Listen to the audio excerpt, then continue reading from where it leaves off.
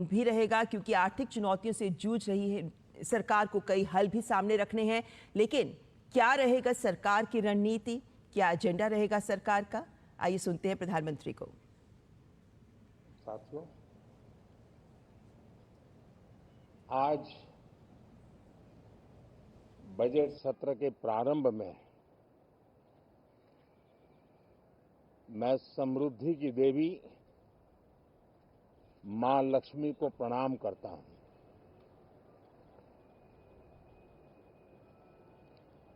और ऐसे अवसर पर सदियों से हमारे यहां मां लक्ष्मी का पुण्य स्मरण किया जाता है।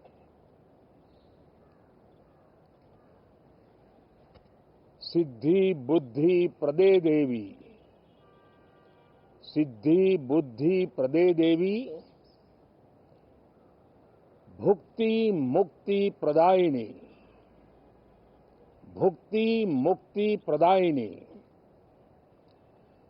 मंत्र मूर्ते सदा देवी, मंत्र मूर्ते सदा देवी, महालक्ष्मी नमोस्तुते, महालक्ष्मी नमोस्तुते। मां लक्ष्मी हमें सिद्धि और विवेक देती है, समृद्धि और कल्याण भी देती है। मैं मां लक्ष्मी से प्रार्थना करता हूं कि देश के हर गरीब एवं मध्यम वर्ग समुदाय पर मां लक्ष्मी की विशेष कृपा रहे। साथियों, हमारे गणतंत्र के 75 वर्ष पूरे हुए हैं।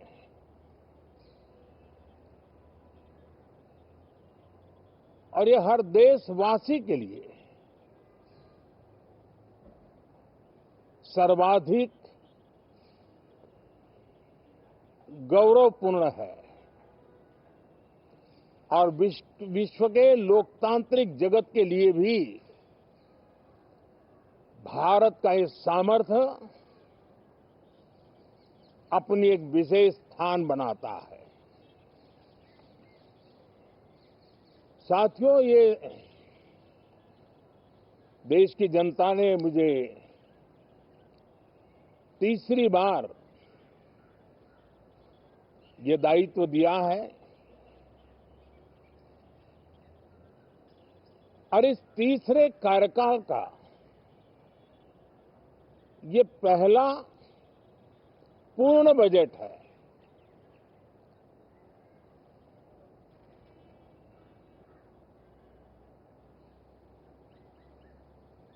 और मैं विश्वास से कह सकता हूं कि 2047 जब आजादी के 100 साल होंगे, विकसित भारत का जो संकल्प देश ने लिया है, ये बजट सत्र, ये बजट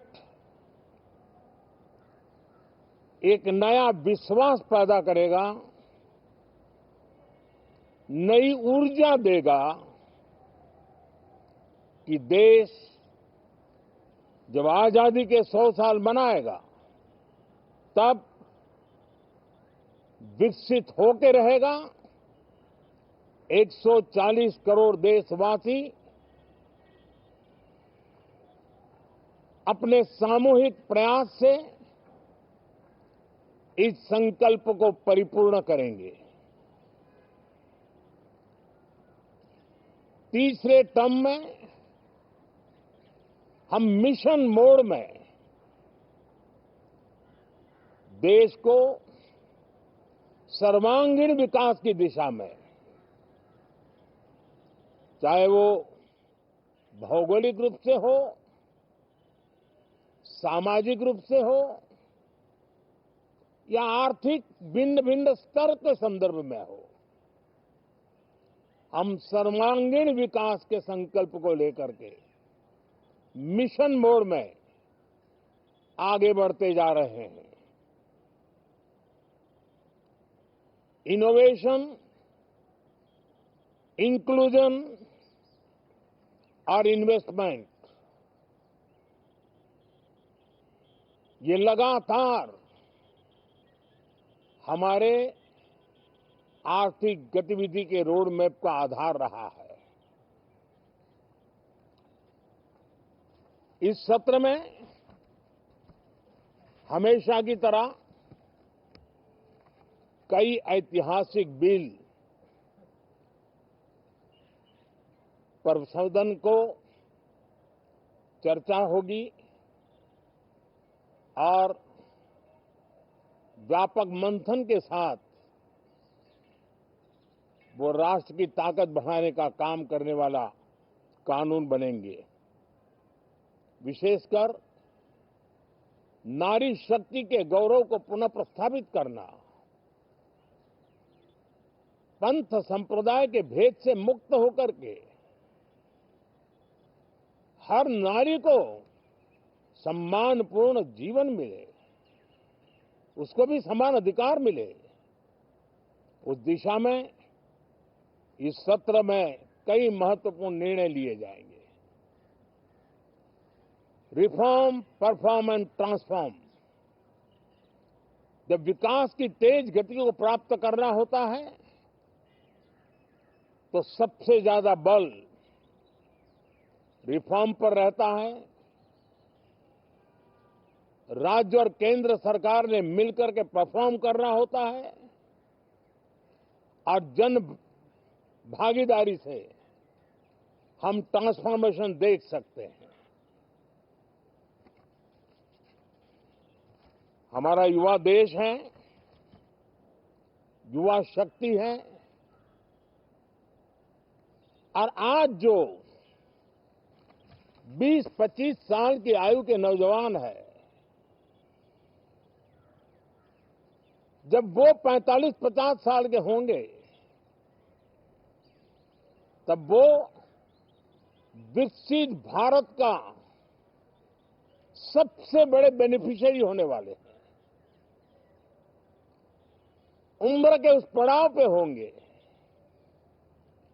नीति निर्धारण की व्यवस्थाओं में उस जगह पे बैठे होंगे कि वे गर्व के साथ आजादी के बाद जो शताब्दी शुरू होगी, एक विकसित भारत के साथ आगे बढ़ेंगे। और इसलिए ये विकसित भारत के संकल्प की पूर्ति का प्रयास, ये अथाग मेहनत, आज जो हमारे टीनेजर्स हैं, हमारी युवा पीढ़ी है, उनके लिए ये एक बहुत बड़ा तोहफा बनने वाली है। जो लोग 1930 में, 42 में आजादी के जंग में जुट गए थे, पूरी देश की युवा पीढ़ी खप गई थी आजादी के जंग में, और उसके फल 25 साल के बाद जो पीढ़ी आई उसको नसीब हुए। उस जंग में जो नौजवान थे उनको नसीब हुए। आजादी के पूर्व के वो 25 साल आजादी के जश्न मनाने का अवसर बना। वैसे ही ये 25 वर्ष समृद्ध भारत, विकसित भारत, ये संकल्प से सिद्धि और सिद्धि से शिखर तक पहुंचने का देशवासियों का इरादा। और इसलिए इस बजट सत्र में सभी सांसद विकसित भारत को मजबूती देने के लिए अपना योगदान देंगे। विशेष करके जो युवा सांसद है उनके लिए तो सुनहरा अवसर है, क्योंकि वो आज सदन में जितनी जागरूकता, जितनी भागीदारी बढ़ाएंगे और विकसित भारत के जो फल है वो तो उनकी नजर के सामने देखने को मिलने वाले हैं। और इसलिए युवा सांसदों के लिए एक अनमोल अवसर है। साथियों, मैं आशा करता हूं कि हम देश की आशा आकांक्षाओं के इस बजट सत्र में खरे उतरेंगे। साथियों, आज एक बात आपने जरूर नोट की होगी, मीडिया के लोगों ने तो जरूर करनी चाहिए। शायद 2014 से लेकर अब तक शायद ये पहला पार्लियामेंट का सत्र है कि जिसके एक दो दिन पहले कोई विदेशी चिंगारी नहीं प्रगटी है, विदेश में से आग लगाने की कोशिश रही हुई है। 10 साल से यानी 14 से देख रहा हूं, हर सत्र के पहले शरारत करने के लिए लोग तैयार बैठते थे और यहां उसको हवा देने वालों की कोई कमी नहीं है। ये पहला सत्र मैं पिछले 10 साल के बाद देख रहा हूं कि जिसमें किसी भी विदेशी कोने से कोई चिंगारी नहीं हुई। साथियों, बहुत बहुत धन्यवाद।